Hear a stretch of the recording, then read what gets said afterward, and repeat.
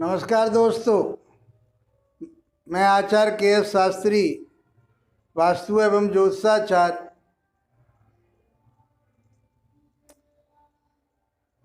ज्योतिष के फलित सिद्धांत में आपका स्वागत करता हूं।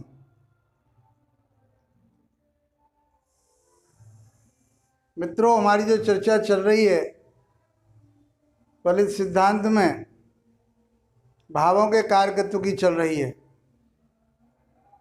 हम आप लोगों को छठे भाव तक की बात कर चुके हैं।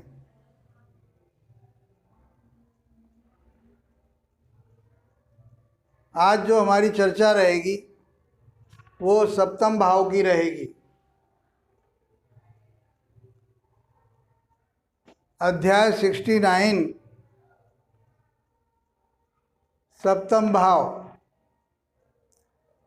सप्तम भाव से क्या क्या बातों का विचार करते हैं उसकी चर्चा रहेगी। 1, 2, 3, 4, 5, 6, 7, ये 7वां भाव है। 7वां भाव जया भाव कहा गया है। इसमें पति और पत्नी के बारे में जानकारी प्राप्त करते हैं।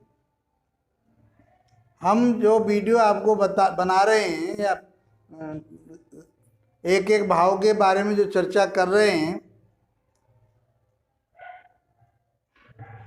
जिस भाव से संबंधित जो आपके पास प्रश्न आएगा, आप सबसे पहले उस भाव को देखेंगे। कर्जा नहीं उतर रहा है, मेरे शत्रु ज़्यादा हो गए हैं, तो हम छठे भाव से ही बात करेंगे और किसी भाव की तरफ को नहीं जाएंगे।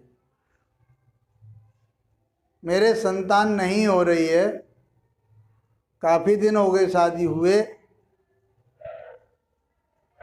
उसके बारे में आप बताइए, तो सबसे पहले आप पंचम भाव को देखेंगे।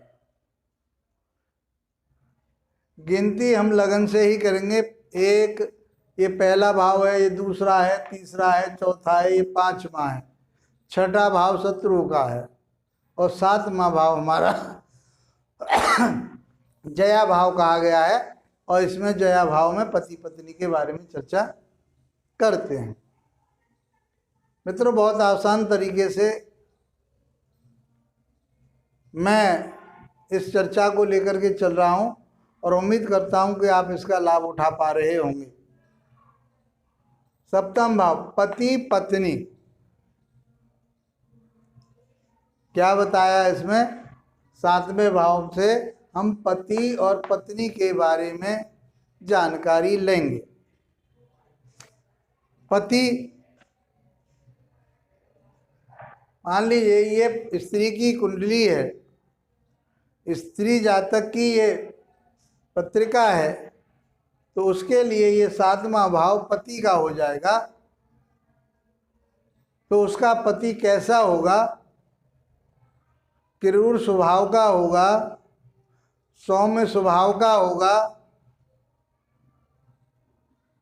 उसकी आपस में तालमेल सही रहेगा नहीं रहेगा, वो व्यवसाय करने वाला होगा, नौकरी करने वाला होगा, वो सारी चीज़ें हम 7वें भाव से ही देखेंगे। यदि यही पत्रिका पति की है, पुरुष जातक की है, तो हम यहाँ से पत्नी को देखेंगे, पत्नी के स्वभाव के बारे में जानेंगे, पत्नी के रंग रूप के बारे में जानेंगे। पत्नी पढ़ी लिखी होगी, नौकरी वाली होगी, किस तरह का उसका विचार होगा, हम 7वें भाव से ही देखेंगे। समझ पा रहे होंगे?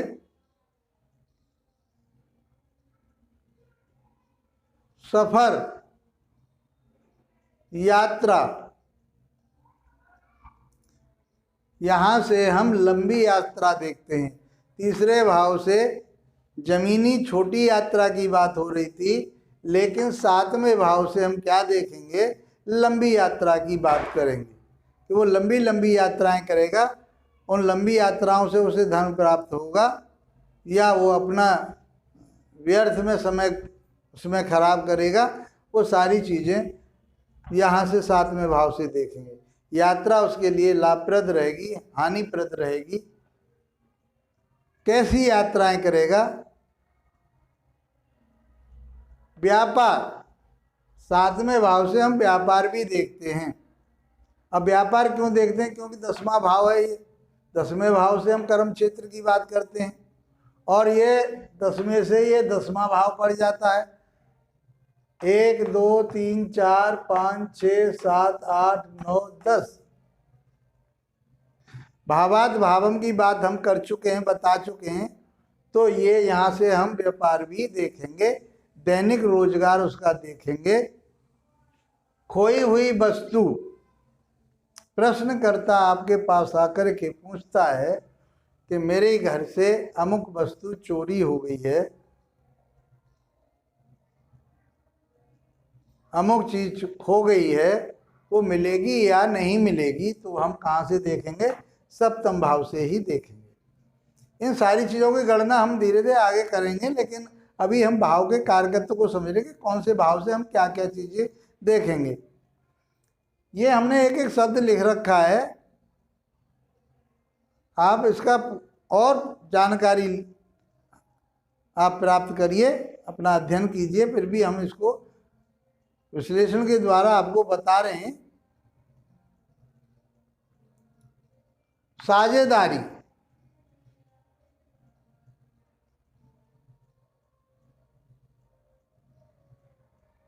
पार्टनरशिप उस व्यक्ति की कैसी रहेगी,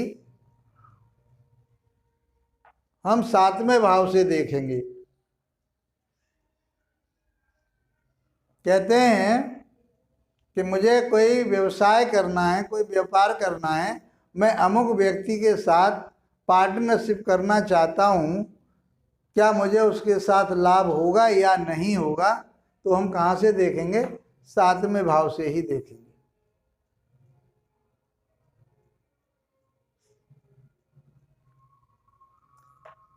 काम सुख,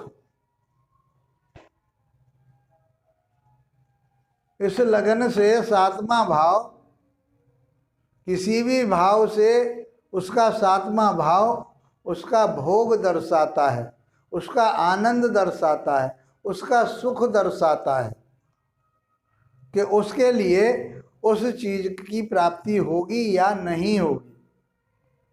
तो ये 7वां भाव इस जातक का भोग कहा गया है। उन चीज़ों को वो भोग पाएगा, नहीं भोग पाएगा, उसमें कोई अड़चन रहेगी, क्या परेशानी आ सकती है, वो सब हम 7वें भाव से ही देखते हैं। इसे भोग का स्थान भी कहा है। दैनिक रोजगार, हमने अभी बताया था कि क्योंकि ये 10वें से 10वां पड़ता है, तो प्रतिदिन का रोजगार जो हम एक अलग से और काम जोड़ लेते हैं कि भाई मेरा ये व्यवसाय तो चल ही रहा है, मेरा ये व्यापार तो चल ही रहा है, मेरी ये बिजनेस तो और है, इसके साथ में दूसरी बिजनेस और जोड़ लेता हूँ, तो मेरे रोजंदारी में वो सहायता करती रहेगी। तो हम कहाँ से देखेंगे? 7वें भाव से देखेंगे, दैनिक रोजगार। मृत्यु, ऋषि पाराशर जी ने इसको मृत्यु का भी स्थान बताया है। क्यों? क्योंकि हम आपको मारक भाव बता चुके हैं। ये आयु भाव है, आयु का ये मारक 12वां भाव है। 12वां भाव प्रत्येक भाव के लिए हानि दर्शाता है, हानि बताता है, उसको मारता है। तो ये आयु को मारने वाला है, इसलिए ये मृत्यु का स्थान कहा गया। मृत्यु या मृत्यु तुल्य कष्ट कहाँ से देखते हैं? 7वें भाव से ही देखते हैं।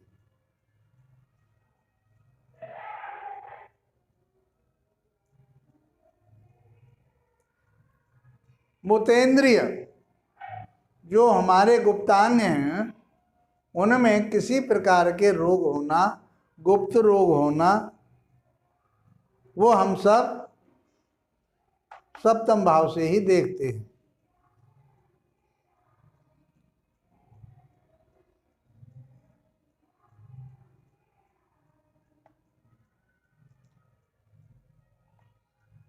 यदि हम आगे चर्चा करें तो एक ये पंचम भाव किसका बताया था, स्त्री की कुंडली में गर्भाशय बताया था।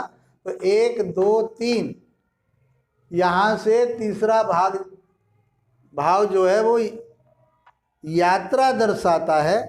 1 2 3 इस व्यक्ति की ये यात्रा जमीनी यात्रा बताता है। तो यहाँ से देखिए वो लॉजिक सब जगह लगाना पड़ेगा जहाँ जिस चीज़ की जरूरत पड़ेगी। तो यहाँ के गर्भाशय बताया, स्त्री की कुंडली में क्या है, गर्भाशय।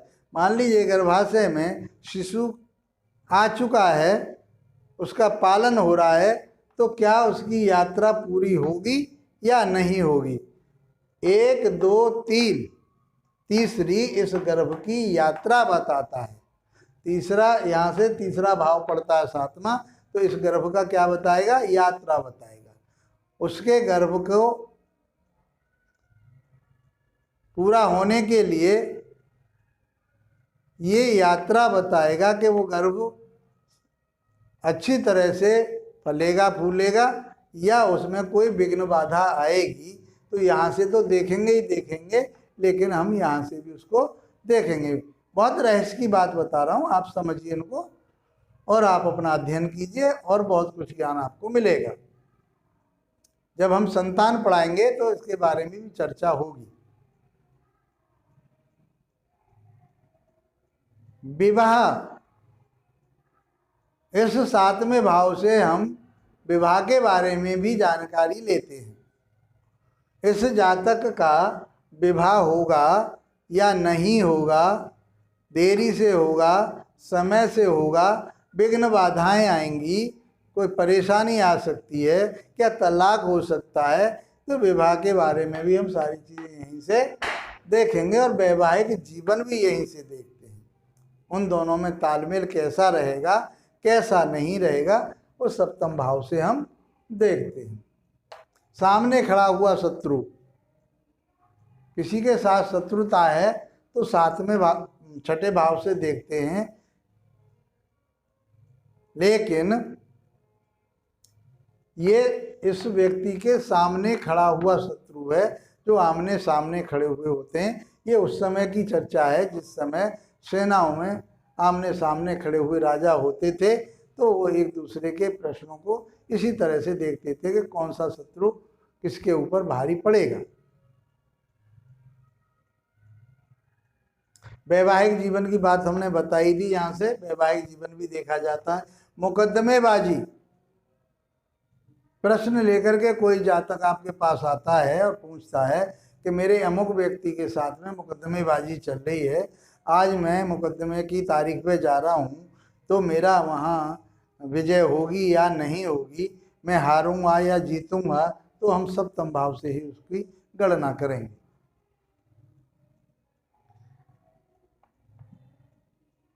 व्यभिचारी,